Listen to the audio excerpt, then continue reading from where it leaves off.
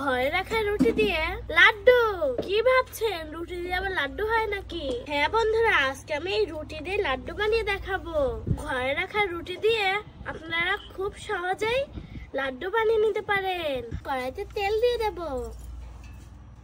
রুটিগুলো গরম তেলে সুন্দরভাবে ভেজে নেব। তার আগে ছোট ছোট করে দিয়ে দেব গরম তেলে। তো বন্ধুরা ভালোভাবে নাড়াচাড়া করে নেব। একদম মচমচি করে ভেজে নেব।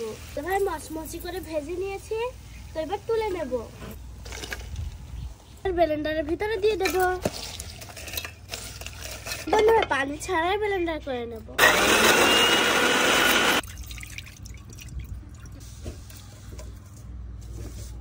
গ্রাইন্ডার বেরিয়েছে না বন্ধুরা? মতন আসি, আবার নতুন রেসিপি নিয়ে দেখা হবে। সে পর্যন্ত সবাই ভালো থাকুন, সুস্থ থাকুন। আল্লাহ হাফেজ, টাটা বন্ধুরা।